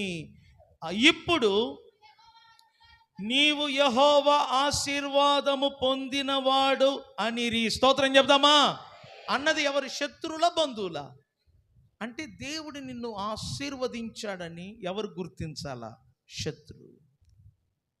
నేను చెప్తాను, మీరు అభివృద్ధి అవ్వాలండి. హల్లెలూయా. మీ ఇల్లు, మీ ఇంటి వాతావరణం మారాలా, మీ రాబడి మారాలా. నిజంగానే దేవుడు ఇస్సాకును ఆశీర్వదించినప్పుడు అతడు గొప్పవాడయ్యాడంటే మిమ్మలను కూడా అలాగనే ఆశీర్వదించాడు. కనుక మీరు కూడా ఖచ్చితంగా ఏమవుతారు? మీరు అవుతారు. కానీ ఏ దేశంలో అడుగు పెట్టకూడదు? ఐగుప్తి. ఏ దేశంలో? ఎక్కడికి వెళ్ళవద్దన్నాడు? ఎందుకు? అది లోకాచారముతో నిండిన ఒక ప్రదేశం. వారి దగ్గరికి వెళ్ళవద్దు, వారితో సహవాసం చేయవద్దు. నేను అదే చెప్తున్నాను, అన్యజనులకు దూరముగా ఉండు. వీలైతే వారిని నీ వైపు తీసుకురా, వారిని నీ వైపు తీసుకురా. సరే, చిన్న ఎగ్జాంపుల్. మన ఊర్లో 50,000 కోట్ల రూపాయలు కలిగిన ఒక ధనికుడు ఉన్నాడు. ఎన్ని వేలు? 50,000 కోట్ల రూపాయలు కలిగిన ఒక ధనికుడు ఉన్నాడు. అతను బీదవాడికి ఒక రూపాయి ఇవ్వకపోయినా, ఒక పూట అన్నం పెట్టకపోయినా బీద వాళ్ళందరూ అతనిని చూసి గొప్పగా మాట్లాడతారు. ఎందుకంటే వాడి దగ్గర ఏముందంట? 50,000 రూపాయల కోట్లు. 50,000 కోట్లు ఉంది. ఆ కోట్లను బట్టి ఈ బీదవాళ్ళు డబ్బులు, ఈ మనుషులందరూ అతన్ని మర్యాద ఇస్తూ ఉంటారు. కానీ నిజానికి వాడు ఎవడికి, పిల్లికి కూడా భిక్షం పెట్టడు. డబ్బుకు విలువ. రేపు ఏదైనా ఒక పండగో, ఒక ఏదో వాతావరణమో, అతను పుట్టినరోజు వచ్చినప్పుడు గ్రాండ్గా ఫంక్షన్ చేస్తాడనుకోండి, ప్రతి ఒక్కరు పిలవకపోయినా అందులో పోయి అడుగుపెట్టి చూస్తారు. కానీ నేను చెప్తున్నాను, వైరాగ్యము ఉంటే దేవుని బిడ్డలు 50,000 కోట్లు కాదు సుమా, లక్ష కోటీశ్వరులైనా కూడా మనం సట్ట చేయకూడదు. నేను అది నేర్పుతున్నాను మీకు. ఎందుకంటే వాడు కూడా మనిషియే, గుర్తుపెట్టుకో. వాడు మనలాగా ఉదయం లేచి బయటికి వెళ్తాడు, మనలాగా పళ్ళు తోముతాడు, మనలాగా స్నానం చేసుకుంటాడు. వాడి దగ్గర ఏమీ లేదు. రేపు చచ్చిపోతే మట్టికి మట్టి అవుతాడు. నేను చెప్తున్నా కదా, డబ్బు గల వాళ్ళందరికీ చెప్తున్నాను, డబ్బు బంగారం ఉన్న మీ అందరికీ నేను చెప్తున్నాను, ఉప్పొంగవద్దు. రేపు నువ్వు నేను చస్తే ప్రతిదీ వదిలిపెట్టి పోవాల్సిందే. అమ్మో నేను తీసుకెళ్తానన్నా సన్ని ఊరుకోడు, చింటూ ఊరుకోడు, మొత్తాన్ని ఊడబెరుగుతారు. నేను చెప్తున్నాను, ఉప్పొంగ కాకండి. నాకాడ డబ్బు ఉంది, ఆస్తి ఉంది, పొలం ఉంది, ఇదంతా ఏది నీతో నాతో రాదు. ఒక మనిషి చనిపోతే ఒట్టి చేతులతోనే పోతాడు. వాడు మినిస్టర్ అయినా ఎవడైనా సరే. మనిషిని చూసి అమ్మో అనగాకండి, దేవుణ్ణి చూసి అను. ఆయన ఒక్కడే నిన్ను ప్రేమించాడు, ఆయన ఒక్కడే నీ కొరకు ప్రాణం పెట్టాడు, ఆయన ఒక్కడే నీ కొరకు రక్తం కార్చాడు, ఆయన ఒక్కడే నీ కొరకు నా కొరకు నిత్య జీవము, ఎటువంటి సమృద్ధి జీవము ఇవ్వుటకు ఈ లోకానికి దిగి వచ్చాడు. స్తోత్రం చెప్పండి. ఆయన పేరు ఏంటో మీరందరూ చెప్పండి. ఎవరంట ఆయన పేరు? యేసు. ఆయనకు మాత్రమే మనం భయపడాలా. వాళ్ళకి 50,000 కోట్లుంటే మనకి ఏంటి, 1,00,000 కోట్లుంటే మనకేంటి, లేక మన ఆంధ్ర రాష్ట్రానికి ముఖ్యమంత్రి అయితే మనకేంటి. నాకు ఆంధ్ర రాష్ట్రానికి ముఖ్యమంత్రి అయితే నాకు ఈ దారి రాసిగలరా వచ్చి? ఎవడేం చేసేది ఏమీ లేదు. ప్రతి ఒక్కరూ వారి సులాభం కొరకు, వాళ్ళ లాభం కొరకు బ్రతుకుతున్నారు. మనం ఓటేస్తేనే వాళ్ళు ధనికులు అవుతున్నారు, మనం ఓటేస్తేనే సింహాసనం కూర్చుంటున్నారు. నీకు విలువ ఉంది, నీ ఓటు నీకేం చూపిస్తుంది, ఓటు యొక్క విలువ అర్థం చేసుకో. నీ ఓటు ఏంటి తెలిసిన, నీ వాల్యూ. నువ్వు ఓటేస్తున్నావంటే నీకు ఏది ఉందని అనమాట, నీకు ఒక విలువ ఉందని అర్థం. నీకు విలువ ఉండబట్టే కదా,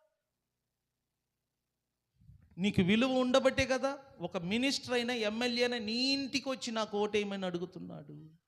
అప్పుడు నువ్వు అర్థం చేసుకో. నువ్వు గుడిసెలో ఉన్న నీ దగ్గరికి వస్తున్నాడు అంటే దాని అర్థం ఏంటి, నీకేముందని అర్థం. ఆ ఓటు ఎలక్షన్ అయిన తర్వాత నీ ఇంటికి వస్తాడా? ఎందుకు? నువ్వు వేసిన ఓటు వలన అతనికి విలువ పెరిగింది. చూసావా? ప్రతి ఒక్కరిలో వైరాగ్యం ఉండాలి. నేను చెప్తున్నా, వైరాగ్యం మనలో ఉంటే మనల్ని ఎవ్వడు కూడా ఏమి చేయలేడు.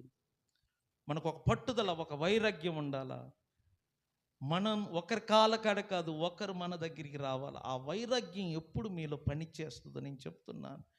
దేవుడు కూడా మీ పక్షంగా ఉండి పని చేస్తాడంట. స్తోత్రం చెప్పండి. చూడు, మాకు డబ్బులు లేవు, ఇవన్నీ వద్దు, డబ్బులు లేవు. ఎవ్వరు కూడా పుట్టకతో డబ్బుతో పుట్టారా, డబ్బు లేకుండానా? డబ్బు లేకుండానే పుట్టారు. మరి డబ్బు గల్ల వాళ్ళు ఎలా అయ్యారంటే వైరాగ్యం, పట్టుదల, ఒక రోషము. నేను ఎదగాలి, నేను గొప్పవాడవ్వాలి, నేను కూడా 10 అంతస్తుల బిల్డింగ్ కట్టాలా, నేను కూడా వారిలాగా మారాలా, వాడికి చేసిన దేవుడు నాకు చెయ్యడా, ఆ పట్టుదల ఉండాలా. అప్పుడు ఎదగగలం. లేకపోతే మనం పతనమవుతాం. నేను చెప్తున్నా, ప్రతి దేవుని బిడ్డలు ఎదగాలి. ఈ చర్చిలో అడుగు పెడుతున్న మీరందరూ ఎదగాలి, మీరందరూ ఎదగాలి. మీరు ఎదగటం మాత్రమే కాదు, 40 టన్నులు తింటదంట. అది మల విసర్జన కూడా సమానంగా ఎట్లా చేస్తుందంట. 40 టన్నులు తిని 40 టన్నులు మల విసర్జన చేస్తుందంట. దాని అర్థం ఏంటంటే, నువ్వు ఎంత ఎదుగుతున్నావో దేవుని రాజ్యము కొరకు, దేవుని సువార్త వ్యాపకము కొరకు, నువ్వు ఎదుగుదలను బట్టి నువ్వు ఇచ్చేది కూడా పెరగాల. నువ్వు ఇచ్చే హస్తం పెరగాల, నువ్వు ఇచ్చే కానుకలు పెరగాల, నువ్వు ఇచ్చే దశమ భాగం పెరగాల. ఎందుకంటే నువ్వు ఎదిగే కొలది నువ్వు ఇచ్చేది కూడా పెరగాల. చూడు, బైబిల్ ఏమంటుంది, విత్తనము చల్లిన తర్వాత 100 అంతలు పొందాడా, చల్లక ముందు పొందాడా? చాలామంది ఏమంటారంటే 100 అంతలు పొందిన తర్వాత విత్తనం చల్లుతాను. అది వ్యవసాయం కాదు. వ్యవసాయం అంటే ఏంటి? విత్తనము చల్లిన తర్వాత పంట నీకు వస్తుంది. విత్తనము చల్లితేనే పంట వస్తుంది. వ్యవసాయం అంటే ఏంటి? విత్తనము చల్లటం. విత్తనము చల్లకుండా నీకు పంట నీ చేతికి రాదు సుమా. అలాగనే సంఘం అనేది ఒక పొలము వంటిది. ఈ సంఘం అనే పొలములో మీరు విత్తనం అనే కానుకలను చల్లాలి. దశమ భాగము, కానుకలు, అర్పణలు సంఘమనే పొలములో మనస్ఫూర్తిగా మీరు చల్లితేనే దేవుడు మీకు నూరంతలు పంటనిస్తాడు. నువ్వు ఎంత చల్లుతావో అది నూరంతలుగా మారుతుందంట. నూరంతలు అంటే ఏంటి తెలిసిన? మీకు నేర్పుతున్నాను చూడు. 8 into 8 = ఎంత అవుతుంది? 8 8 ఎంత? ఈ 2025 సంవత్సరం అంతా మీరు ఆలోచించుకొని 2026 జనవరి నెల వచ్చి చెప్పండి పిల్లలు. ఈ సంవత్సరం అంతా దేవుడు మీకు ఇచ్చిన పని ఏంటి? 8వ సరేనా? ఎంతమ్మా? 3 + 3 = ఎంత? 3 × 3 = ఎంత? 9. అంటే ఏంటి?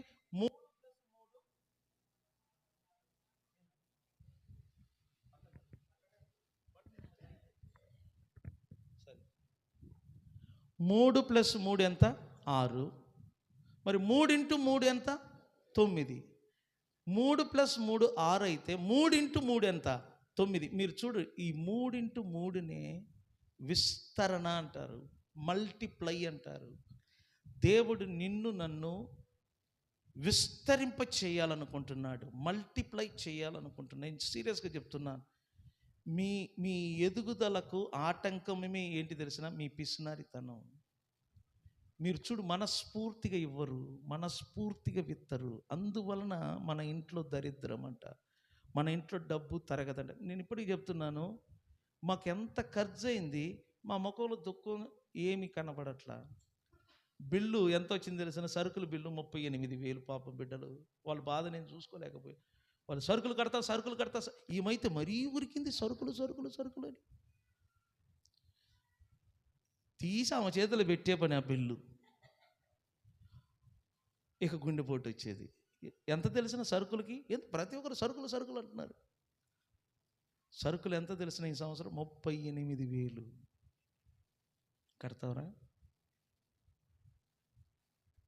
కడతారా? అప్పుడు అడిగిన, పోయినసారి 10,000, ఇప్పుడు ఎంత అంట? దీన్ని ఏమంటారా? అభివృద్ధి అంటారు. పోయిన సంవత్సరం లెక్క అంతా వేసుకోవద్దు. పోయిన సంవత్సరం 24, ఈ సంవత్సరం ఎంత అంటే ఒకటేమైందంట. మొన్న సెమీ క్రిస్మస్కు 17,000 అయింది. ఏది? సరుకులు ఖర్చు. ఇప్పుడు ఎంత? 38,000. నాకు డౌట్గా ఉంది, వచ్చే సంవత్సరం అంటారా? నేను చెప్తున్నా, వచ్చే సంవత్సరం కాదు, అవతల సంవత్సరం మిల్కి పెళ్ళి అయ్యేంత వరకు సరుకులు బాధ్యత సత్యాందే. సరేనా? నీకు, సత్యానికి, వెంకటేశ్వరరావు, ఇంకొకరు ఎవరంట ఇక చెప్పేసి ఈరోజు ఫోన్ చేసి, భూమిలో చౌదరి గారు ఉన్నంత వరకు మనకి ఏది రాసి పెట్టిందంట? సరుకులు. సరేనా? పాపం వాళ్ళ బాధను చూసి నాకు ఏడుపు వచ్చి, వద్దులే బాబు, నేను కూడా మీతో 4వ వ్యక్తి, మీరు నలుగురు కదా, నేనేమవుతాను? 5గురు కలిసి పంచపాండవులాగా ఆ సరుకులు మోసుకుందాం. ఎందుకంటే రేటు పెరుగుతుంది, అన్నీ పెరుగుతుంది, ఏది ఆగట్లా. కానీ మనం ఇచ్చేది మాత్రం ఏమవ్వట్లా. మనస్ఫూర్తిగా చెప్పండి, ఎంతమంది 10 రూపాయలు తెచ్చుకున్నారు? యథార్థంగా చెప్పండి, 10 రూపాయలు లేచి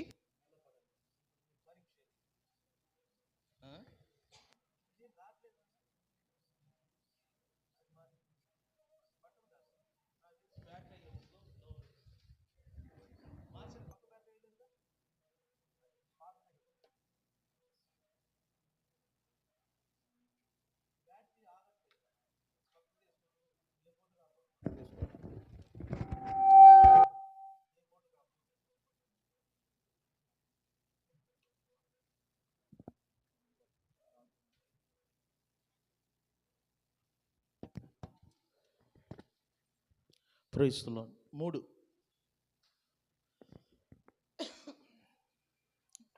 జోక్ కాదు, నేను చెప్తున్నాను, సీరియస్గా చెప్తున్నాను. మీరు ఆర్థిక పరంగా అభివృద్ధి అవ్వాలి అంటే విత్తనం విత్తాలి. పొలం ఉంది, పొలం ముందు నిలబడి, యేసయ్యా ఈ సంవత్సరం 100 అంతలు పంట పొందాల, 100 అంతలు పంట పొందాలంటే యేసయ్య అంటే, ఒరే మూర్ఖుడా, దానిని దున్నకుండా ఎలా పండు? దున్నిత పండుద్దా? దున్నిన తర్వాత యేసయ్య 100 అంతలు పంట పొందాలంటే మరలా దేవుని స్వరం, ఒరే మూర్ఖుడా, దున్నితే సరిపోద్దా? మరి ఏం చేయాలా? దాంట్లో ఏం చల్లాలా? అమ్మో, విత్తనం చల్లితే ఎట్లా? విత్తనం వేస్ట్ అవుతుందిగా, విత్తనం చల్లితే వేస్ట్ అవుతుందిగా. కొంతమందికి డబ్బులు ఖర్చు అవ్వటం వేస్ట్ అనుకుంటారు. గుర్తుపెట్టుకోండి, ఎంత ఖర్చు పెడతామో అంత రాబడి వస్తుంది. నేను సీక్రెట్ చెప్తున్నాను. ఖర్చు పెడితేనే, నీళ్ళు వాడితేనే, బావిలో ఉన్న నీళ్ళు వాడితేనే నీకు రిటర్న్ వస్తుందంట. మీరు 100 రూపాయలు తీసుకెళ్ళి అలమరలో పెట్టండి, అవతల సంవత్సరం చూడండి, అందులో నువ్వు పెట్టిన 100 రూపాయలు పిల్లలు పెడతాయా? ఏం పెట్టదు. గుర్తుపెట్టుకో, అలమరలో పెట్టే రూపాయి, మీ అందరికీ అలమరలో సూరులో పెడతారు కదా, అభివృద్ధి కాదు. మరి ఈ రూపాయిని తీసుకెళ్ళి అక్కడ పెట్టడానికని ఒక బ్యాంకులో పెడితే కొంత డబ్బులు వస్తుంది. బ్యాంకులో కాకుండా పెట్టుబడి పెట్టు, వ్యాపారం. నేను చెప్పాను కదా, ఈ సంవత్సరం కొట్లు, వ్యాపారాలు మొదలు పెట్టండి, ఇస్త్రీ షాప్ పెట్టండి. నీకు మాత్రం నేను చెప్తున్నాను, ఖచ్చితంగా జరుగుద్ది నాన్న, సీరియస్గా చెప్తున్నా. నువ్వు గండి చేస్తే రాబడి వస్తుంది. ఇస్త్రీ షాప్ పెట్టండి, లేకపోతే పునుగులు పెట్టండి, బజ్జీలు పెట్టండి, బాదం టీ, ఇప్పుడు అందరికి పిచ్చేది బాదం టీ, నీళ్ళల్లో కలిపి ఆడ పెట్టండి. ఖచ్చితంగా సెంటర్లో ఉదయం లేచిన వెంటనే చూడు, నీ కాడికే వస్తారు. ఎందుకంటే నీకు దగ్గర ఏ టీ దొరుకుతుంది? సెంటర్లో దొరకదు, ఇక్కడ దొరుకుతుంది. మురిగిపోయిన అల్లం దాంట్లో పడేసేసి అల్లం టీ అంటారు దాన్ని. నేను జోక్ కాదు, నిజం చెప్తున్నా. మీరందరూ బిజినెస్ మ్యాన్ అవ్వాలని కోరుకుంటున్నాను. మన ఆలోచన ఏంటి తెలిసిన? విత్తనం చల్లకుండా రూపాయి రావాలా, విత్తనం వేయకుండా పంటలు కుదరదు. అదేవిధంగా దేవుని ఇది ఇది ఇది సంఘం అంటే ఏంటి తెలిసిన? శరీరం. ఇంకొక వాక్యం అంటే సంఘం అంటే పొలం అంట. సంఘం అంటే ఏంటి చెప్పండి? ఇది దేవుని పొలం. ఈ పొలములో నువ్వు విత్తుతున్న ఒక్కొక్క విత్తనం అంట దేవుని యొక్క కృపా వర్షము ద్వారా నీకు రిటర్ను 100 అంతలు తిరిగి వస్తుందంట. స్తోత్రం చెప్దామా? నువ్వు చూడు, నువ్వు ఇక్కడ నమ్మకముతో, విశ్వాసముతో నువ్వు ఇస్తున్న కానుకలు కానీ, దశమ భాగము కానీ, కృతజ్ఞత అర్పణలు కానీ, ప్రతిదీ కూడా నీకు రిటర్న్ వస్తుంది. దేవుని బిడ్డలు అభివృద్ధి అవ్వాలి అంటే మనస్ఫూర్తిగా దేవుని సన్నిధిలో విత్తనములు విత్తాలి. మనస్ఫూర్తిగా విత్తే విషయంలో ఎవడి సలహా తీసుకోగాకు. నువ్వు ఏ హృదయముతో, ఏ మనసుతో ఇక్కడ విత్తుతావో రిటర్న్ నీకు అది తిరిగి వస్తుంది. నేను చెప్తున్నాను, ఇక్కడ నువ్వు విత్తుతున్నావు కదా, పరలోకమందు నీకు ధనము చేకూర్చబడుతుందంట. అక్కడ నువ్వు ఇక్కడ ఎంత బిగబడతావో, ఇక్కడ ఎంత విత్తకుండా నిన్ను నువ్వు బిగపరుచుకుంటావో, ఇక్కడ భూమి మీద కానీ పరలోకములో కానీ నీకు మాత్రము ధనము చేకూర్చబడదు. ఒక దైవజనుడిగా చెప్తున్నా, 2025 సంవత్సరం మీ ఆర్థిక సమస్యలు పోవాలంటే, ఆర్థిక ఇబ్బందుల్లో నుండి మీరు బయటపడాలి అంటే, నమ్మకంగా దేవునికి ఇవ్వవలసిన దశమ భాగమును 10% ఇంపార్టెంట్ అని చెప్తున్నాను. బిగపట్టొద్దు. దశమ భాగము కానీ, కృతజ్ఞతార్పణలు మనస్ఫూర్తిగా విత్తు. అది కూడా పాస్టర్ చౌదరి గారికి ఇస్తున్న ఆ మైండ్ వద్దు, దేవునికి ఇస్తున్న ఆ మనస్సుతో నువ్వు విత్తు. నువ్వు విత్తుతున్న ప్రతి విత్తనమును దేవుడు నీకు రిటర్న్ అంట 100 అంతలు తిరిగి ఇస్తాడు. ఇది బైబిల్ బోధించే వ్యవసాయ పద్ధతి. ఇది బైబిల్ ఆత్మ సంబంధమైన వ్యవసాయం. దీనిని ఎవరు పాటిస్తారో వారందరూ ఆర్థికంగా ధనికులు అవుతారు. నమ్మిన వారు స్తోత్రం చెప్పండి. నమ్మిన వారు స్తోత్రం చెప్పండి. నువ్వు ఇస్తున్న కానుక సంవత్సరం అభివృద్ధి అవ్వాలి. నేను చెప్పాను, ఒక బాబు ఫస్ట్ నెల 2000 ఇచ్చాడు. 2000 పోయి 3000 అయింది, 3000 4000 అయింది, 4000 5000 అయింది, 5000 ఒకేసారి 7000 అయింది, 7000 8000 అయింది, 8000 8500 అయింది, 8500 9000 అయింది, 9000 9005కు పెరిగింది, 9005 10,000గా మారింది, 10,000 ఇప్పుడు 11,000. అంటే ఎక్కడి నుంచి అభివృద్ధి వచ్చింది? 2,000 ఇచ్చే అబ్బాయి ఇప్పుడు 11,000 దశమ భాగం ఇస్తున్నాడు. దీనిని అభివృద్ధి అంటారు. మీరు ఒక సంవత్సరం చలి పుట్టినప్పుడు షట్టర్ వేసుకుంటాం, ఒక్క పోస్తే తీసేస్తాం. ఒక సంవత్సరం 3 ఉంటే దశమ భాగం ఇస్తారు, 3 లేకపోతే ఇవ్వరు. అది కాదు క్రమం. నేను చెప్తున్నా, ఇవాళ ఖచ్చితంగా ఇవ్వాలా. ఇది గవర్నమెంట్ రూల్ అని, దేవుని గవర్నమెంట్ ఇది ఎలా పని ఎలా జరుగుద్ది? డబ్బు ఎందుకు వేస్ట్ అవుతుంది చెప్పండి? ఎందుకు ట్రీట్మెంట్కి వేస్ట్ అవుతుంది? చేతులు అన్ని డబ్బులన్నీ ఎందుకు వేస్ట్ అవుతుంది తెలిసిన? అదే కారణం. ఈ దశమ భాగం ద్వారానే ఈ పరిచర్య, ఈ సువార్త వ్యాపకం, ప్రార్థన కూటములు పెడతారు. మొన్న పాపం సమయల్ని అడుగుదాం. సమయలు ఆ ఒక నైట్ ప్రార్థన నీకు ఎంత ఖర్చు అయింది నాన్న? సమయలు ఉన్నాడా? సుమారు ఎంత అయింది నాన్న? 5,000 అయింది కదా. ఒక మనిషి 5,000 ఖర్చు పెట్టాడు. ఆ ఒక మనిషి పెట్టిన 5,000 కాకుండా మళ్ళీ ఇది కూడా క్యాషియో ప్యాడ్కు నువ్వు ఇచ్చావు కదా, మొత్తం కలిపి 5,000. టిఫిన్కి 5,000 అయిందా? వాళ్ళకి అంతేనా? 2 కలిపి 5,000. ఇప్పుడు చూడు, ఆ రోజు అంత ఆనందం సంతోషం ఇక్కడ గడిపానంటే ఒక్క వ్యక్తి చేసిన త్యాగం కదా. మరి అందరూ త్యాగం చేస్తే ఇటువంటి మీటింగ్లు ఎన్నైనా. మీటింగ్ అంటే ఊర కాదు నాన్న, ఖర్చుతో కూడింది.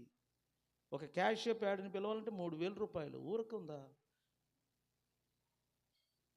ప్రతి ఒక్కరు చేయి విప్పితే డబ్బులు లేదు. ఒక్కొక్కరు చూడు బంగారం గంగారు, ఓ అమ్మ ఇంతంత లావు మొయ్యలేని బంగారాన్ని బంగారం వేస్తున్నారు, కానీ ఇచ్చే దగ్గర బంగారం లాగా ఇవ్వట్లా, విడుచుకుంటున్నా. చూడు, వాల్యూ అనేది, నేను మళ్ళీ చెప్తున్నా, గేదెకి వాల్యూ పాలను బట్టి వస్తుంది, పేడను బట్టి కాదు. ఓకేనా? ఈ సంఘం నేను చెప్తున్న నోరంతలు ఎదుగుద్ది, గ్యారంటీగా చెప్తున్నాను.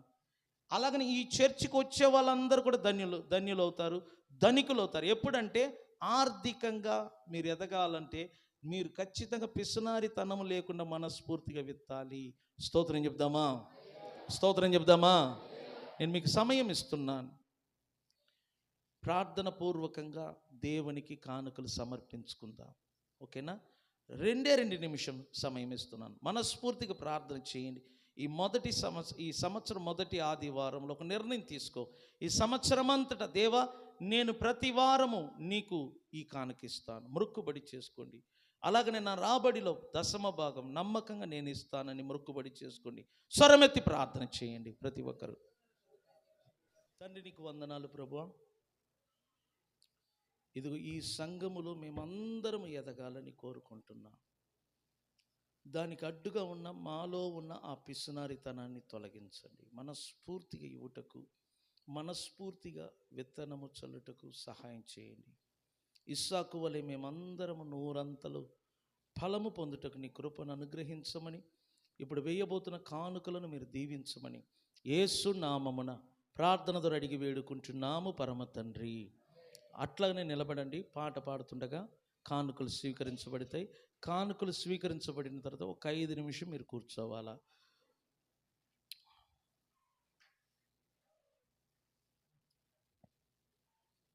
నువ్వు మాత్రం పాడ.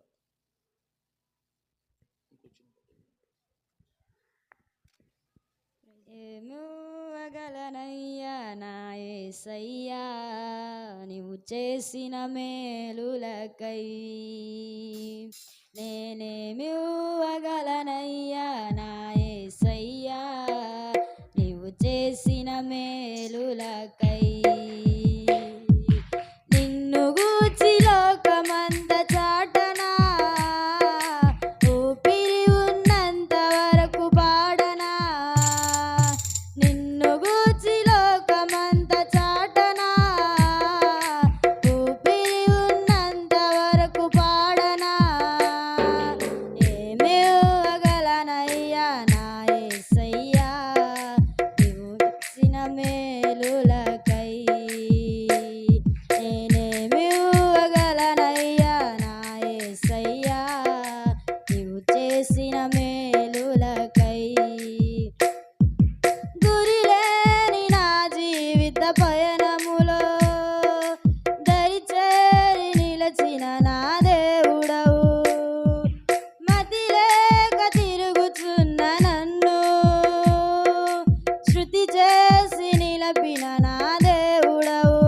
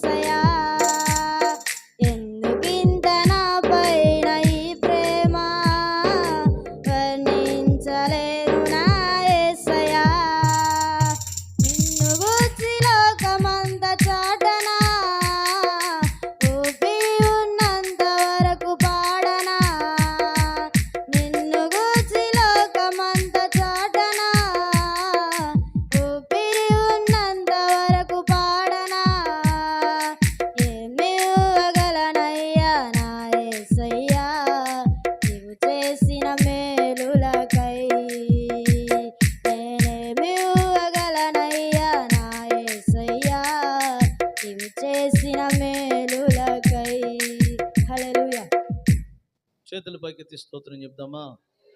ఒక 5 నిమిషం కూర్చొని, ఒక 5 నిమిషం. నాగమణి గారు వచ్చి సాక్ష్యం చెప్తానన్నారు. మనమడు పుట్టాడు, అమ్మమ్మ అయ్యారు, దీన్ని అభివృద్ధి అంటారు కదా.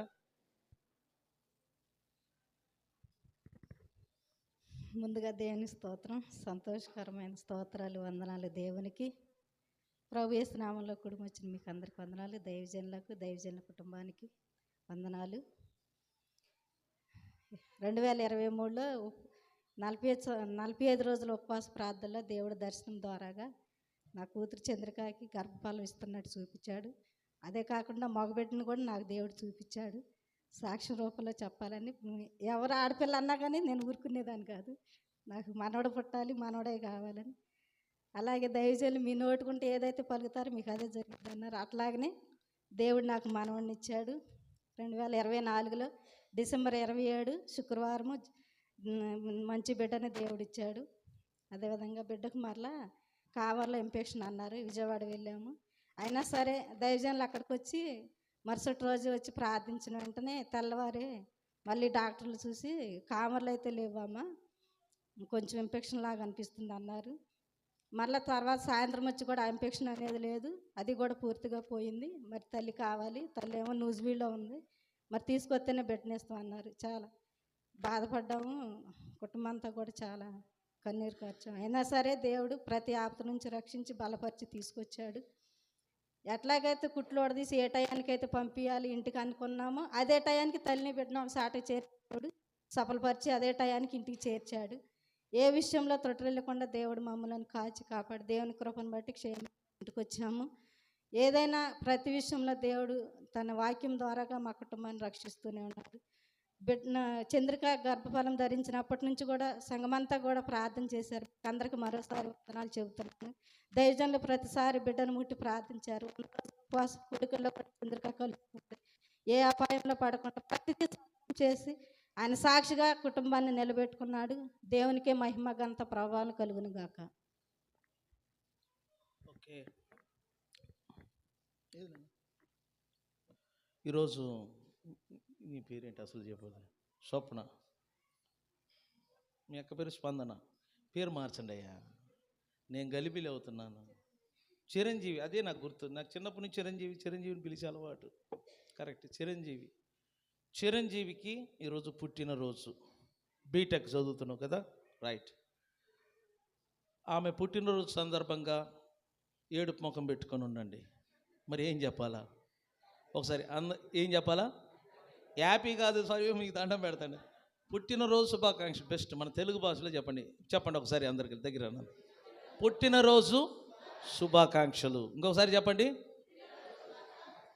నువ్వు చదువుకోవాలి, చదువు లేదు, నువ్వేమనాలా దానికి?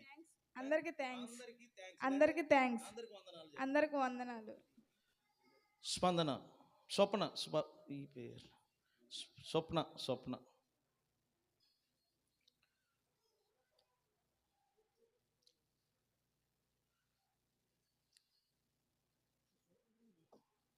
నేను ప్రేయర్ చేస్తాను. కత్తి ఉన్నాను, కత్తి లేదా? డౌన్.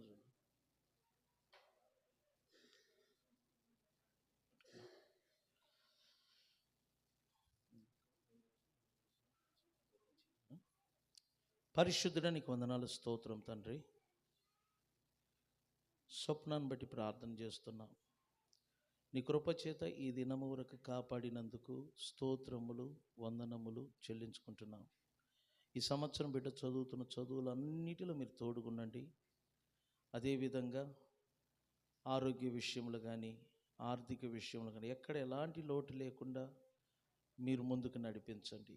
100 ఫలము ఆ బిడ్డ తన జీవితంలో పొందినట్లుగా నీ కృపతో మీరు నింపమని, ఈరోజు కేక్ కట్ చేస్తుండగా నీ యొక్క సన్నిధి చేత మరుగు చేయమని యేసు నామమున ప్రార్థన ద్వారా అడిగి వేడుకుంటున్నాము పరమ తండ్రి.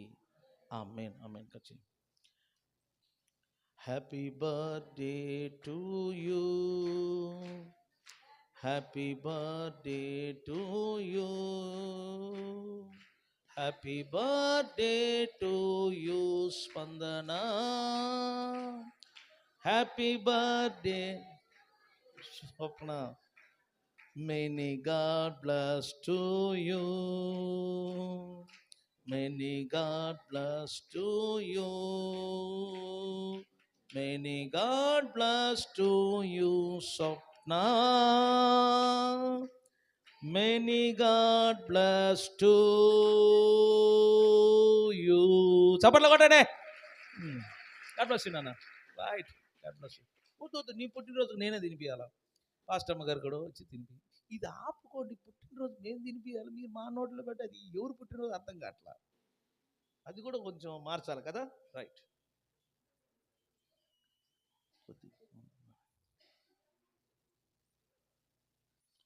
స్పందన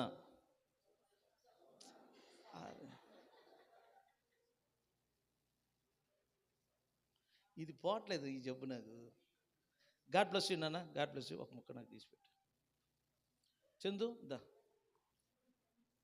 తర్వాత ప్రాయం చేసి పక్కన అట్లా